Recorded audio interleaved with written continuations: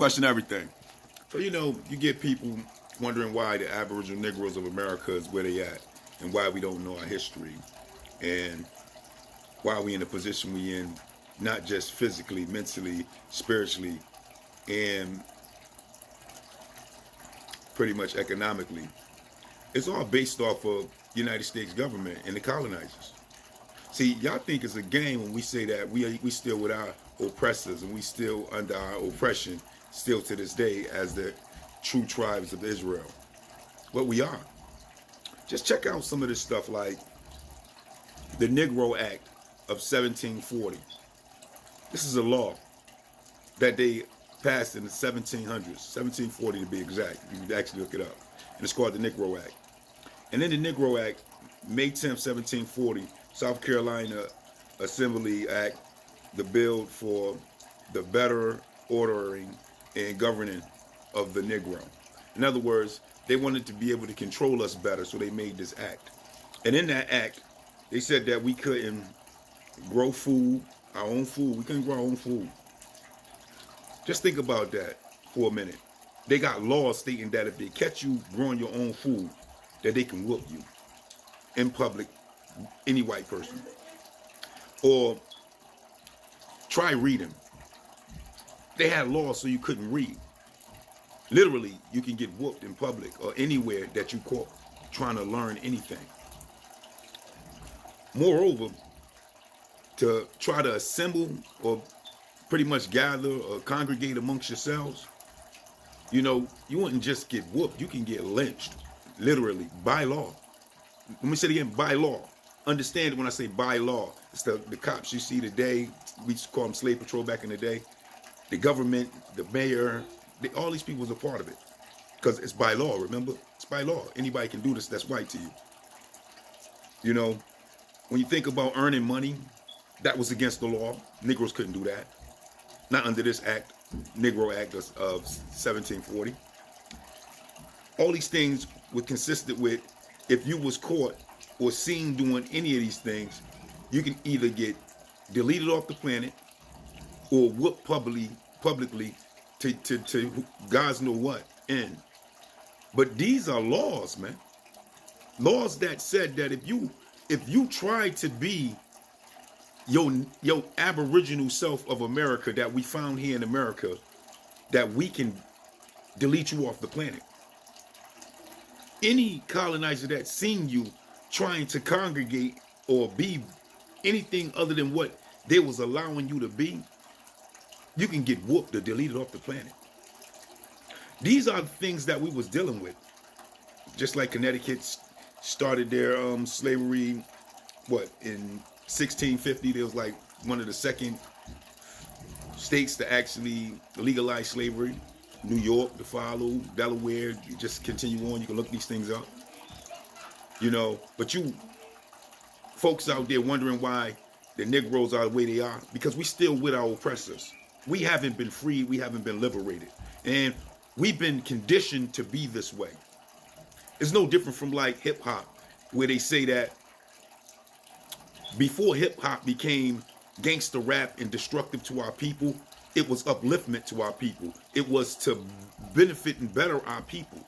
And then you had a certain wish people that control the contracts that signed the rappers that said that they wasn't going to pay for us rapping about our oppression, rapping about our situation here in America due to what the colonizers was doing to us. But they will pay for us rapping about deleting one another, calling each other hoes and bays and so on. That was worth the money for them, to bring in a death culture to our people, but never to uplift and unite our people.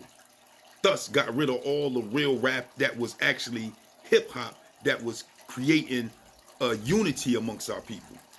Now we under self-destruction based off of these people that took the bag in order to betray their own people, to usher us down this river of what we call mass incarceration. This is all done legally as well today in 2023. See, these are the things that we don't want to talk about that's actually happening behind the scenes, that is orchestrating these movements to our people. And all them rappers out there, from the Babies to the Nods to the J's to the Snoops to all of them, the LLs, the O'Shea Jackson, which is Ice Cube. All these people know what I'm talking about. They know exactly what I'm talking about. And they know it's the exact truth, too, that they took these oaths to do this to their own people. This is just the reality.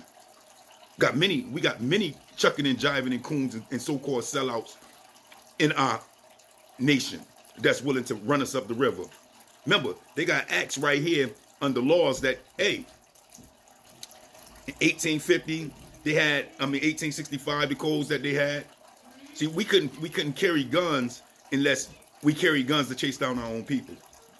They had laws back then about that. You think they still ain't about that right now? That's what that whole rap situation is about. This is what it's about. So when you start to look up some of these laws and you start to look up some of these things like the rebellions of 1740 in South Carolina enacting the Niggros Act, or the 1774 Atlanta, Georgia, 1755, 1860, 1699 slave laws, 1682 slave laws in Virginia. Do you think they was just making laws just to be making them because we wasn't the Aboriginal Niggros of America? No, they was making them because they knew that we was the Aboriginal Niggros of America. And the only way to separate a people from their identity, their culture, their heritage, and who they are in their lands is to make laws for them that can't be a part of it. Make laws that they can't live it. Make laws that they have to denounce their own reality in order to survive, in order to exist. If not, then you delete it off the planet. Just think about that. And we still in the same boat right now to this day. And all you politicians, y'all all know this the truth.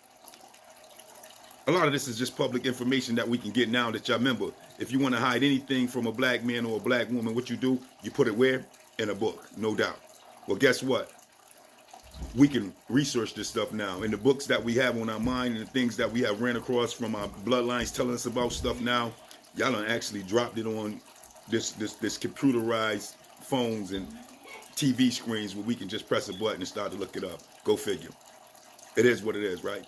So when y'all thinking about why we in the boat we in, it always go back to the same thing, to what the colonizers have done to us and what they're still doing to us. See, and the key word is still doing. Thus, still have these same symptoms, same realities that's on top of our backs. The codes of 1641 from Massachusetts, one of the maybe fifth states to make their make it legal for slavery. 1894 was a whole nother situation. But these are all different dates that lead all the way up to right now. You know, I did all the dates before, and Google said, TikTok said, this is violating community guidelines. Why? Because we're talking about what's happening with us, talking about that truth that they don't want y'all to know about, of who we really are and what they really found here in the wilderness of North America when Mosiah got lost with his people in the wilderness. Say that again.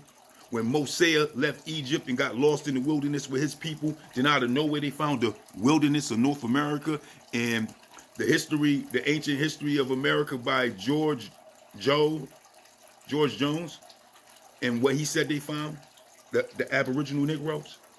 See, but they try to brush you off now. Oh, we was shipwrecked from Africa, and that's how we got here. Oh, you know, too, we was on a rocket ship, our favorite little rocket ship flying through the sky and eventually landed in America. You know, all sorts of stuff that they say to denounce the fact that they found us here in America and knew that they was looking for us when Killer Columbus came out here to find Judah and crush us and bring half the treasures back to Spain and Portugal kings and keep the other half for themselves.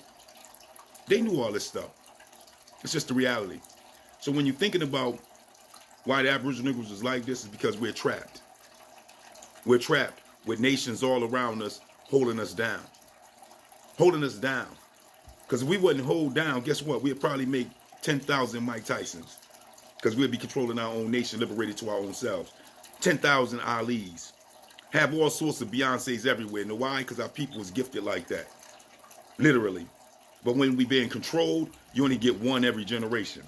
So you get a Michael Jordan, a Dr. J, or Iceman Gervin, LeBron James, or Kobe Bryant, Allen Iverson. Stephon Curry, you get one every generation when you're being